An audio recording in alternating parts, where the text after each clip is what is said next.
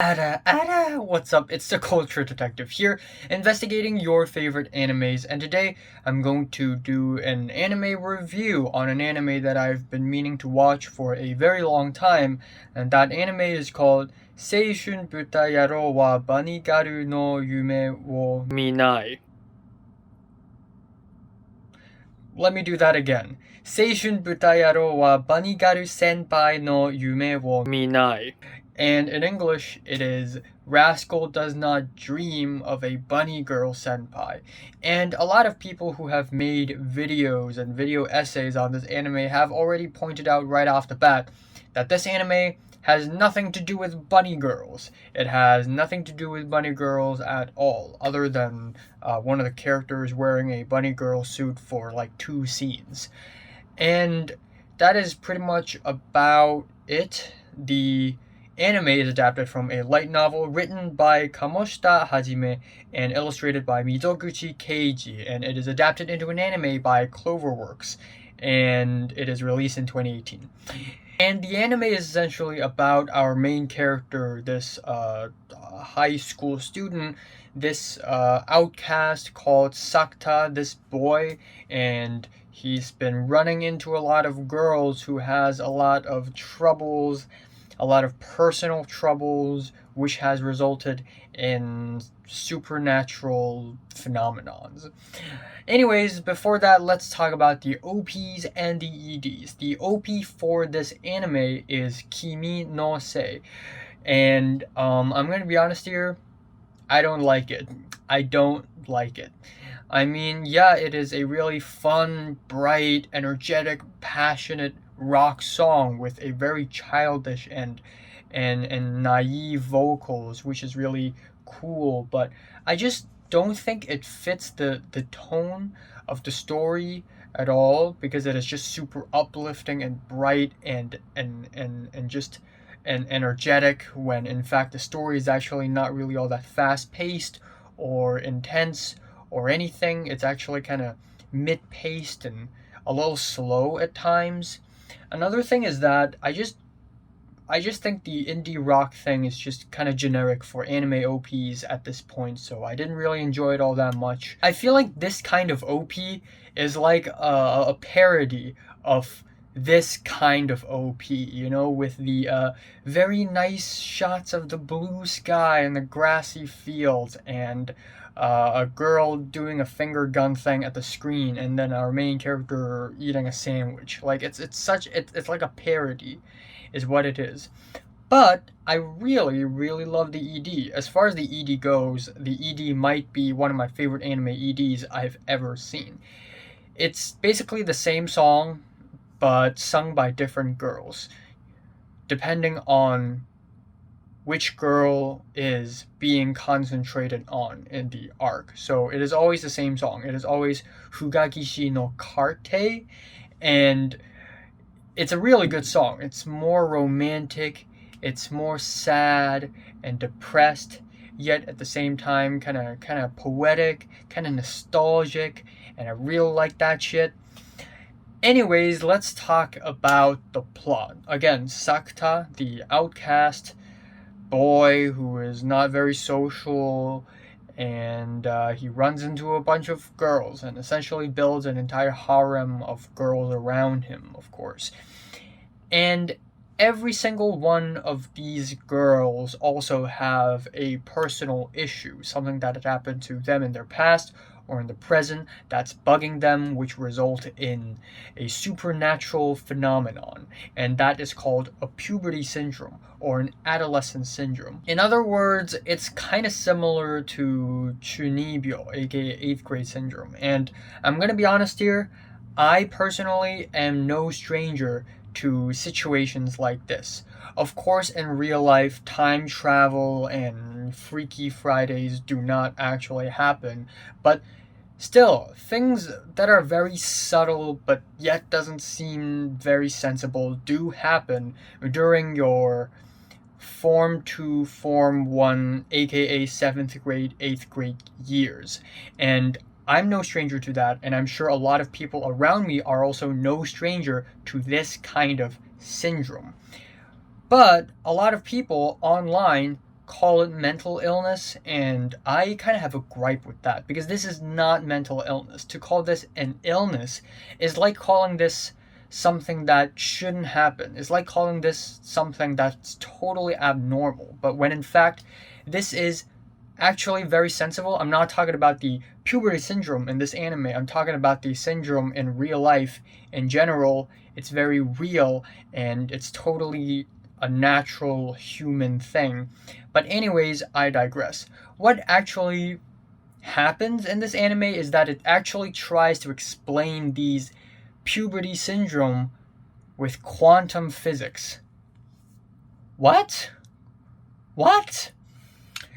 You know me, I don't like it when an anime tries so hard to explain something supernatural unless the explanation is essential to plot development or anything. When in this anime, it doesn't, so the whole quantum physics thing just feels like a dumb addition to the story. And on top of that, when I watched this anime, I realized that this anime is kinda like the Monogatari series. And after I read a bunch of reviews for this anime and also watched a bunch of videos, I realized that pretty much everyone who has seen the Monogatari series and has seen this anime also made the connection that this anime is kind of similar to the Monogatari series. We have our main character, Araragi, who keeps on running into girls, who has personal troubles, who kind of manifests into supernatural things. Except, here's the thing. This anime, Rascal Does Not Dream of Bunny Girl Senpai, is basically the Monogatari series but less artistic and less tasteful. Moreover, this anime is 13 episodes long and focuses on 5 girls, while the first season of the Monogatari series, Bakemonogatari, also focuses on 5 girls but spends 21, 22, 23 episodes, I think. Anyways, it takes longer than this anime. So, as expected, Rascal Does Not Dream of a Bunny Girl Senpai doesn't go nearly as deep or as layered for its characters as Monogatari does for their characters. And for Monogatari series, it is a series. Characters return. Their arcs are not resolved. They intensify, they change, they develop. So obviously the plot points and the concepts of puberty syndrome, the very personal, mental, psychological issues in Rascal here, doesn't really go as deep or anything. However, I still enjoy this anime in the beginning way more than I thought I would. First of all, the main character is, in the surface, kind of like a generic anime main character. You know, an outcast boy who's not very social, sits next to the window. You know, you get the idea. But one thing I like about him is that he's actually kind of funny.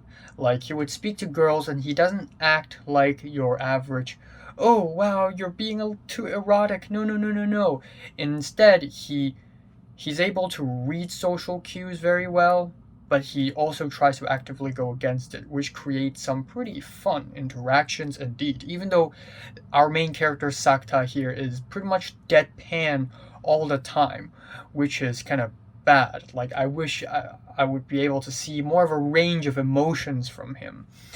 But yeah, the first 3 episodes is actually really good, and I think it's mainly because of how simple it is. The first 3 episodes is basically Sakta, our main character, running into Sakurajima Mai, the bunny girl senpai, who is actually a girl who's very famous, a celebrity, a child actor. But at some point she stopped being an actress and she wanted to lay low and not be seen. And then it actually happened. She wasn't seen. She became invisible. Like, she would speak to people and people would have no idea that she's there. Nobody can hear her or see her. And this actually became kind of interesting and also became a bit of a romantic excursion for Sakta and Sakurajima Mai, which is very nice. It's simple, it works, and I like the ending to this arc a lot. I think it is cathartic and passionate, even though it makes no sense. And then the story pretty much stays the same way for the rest of the anime. We have Sakta running into another girl who has some romantic relationship issues, and that essentially evolved into Sakta and the girl getting stuck in the same day over and over again, a la Groundhog Day. And then we have Futaba Rio, who became two people at the same time, a la Denis Villeneuve's Enemy. And then we have a body swap between Sakurajima Mai and her Imoto, her younger sister, because her younger sister just admires Mai so much. And so we have a body swap a la Freaky Friday. And all three of these arcs are just kind of okay. The second arc, the Groundhog Day arc, is a little boring because not much actually happens. It's more of a romantic excursion again, just pretend boyfriend and all that bullshit. And then the third arc is fine. It's fine. The next arc is also a little bit boring. And the final arc is, of course, the most emotional one, where we have Sakta and his relationship with his younger sister Kaide, who has developed a split personality because she has been cyberbullied so much, and she basically had an amnesia and didn't remember her past self at all. And so I like the final arc a lot because this is the arc that feels the most heavy and is also the realist. It's not completely supernatural that someone would develop a dissociative identity disorder due to extreme stress. It's actually kind of real. Maybe not for the bruises appearing on the skin out of nowhere, but it's still the most real supernatural phenomenon out of all 5 of the supernatural phenomenons in this anime. And yeah, I like the ending. Nice ending, nice conclusion. And yeah, that's all. I really don't have much else to say about this anime. It doesn't really blow me away or anything. A lot of people are like, wow, this anime is really depressing. I kind of disagree. I don't find this anime that depressing. I've definitely seen animes that are like way sadder and leaves you way more broken than this one does. Also, there's this one spoiler that I have accidentally seen because of stupid Google search, but that spoiler did not happen in this anime. So maybe that happened in the movie Rascal Does Not Dream of a Dreaming Girl. And I actually kind of wish that the Dreaming Girl arc is also included in this anime so that I can watch this in one go, because there are still unanswered questions. But yeah, overall, this is not a bad anime. I actually do enjoy this a lot. I like the concept. I like the ending sequence. But everything about this anime is just not as great as some people say they are. The characters are not that layered or well written.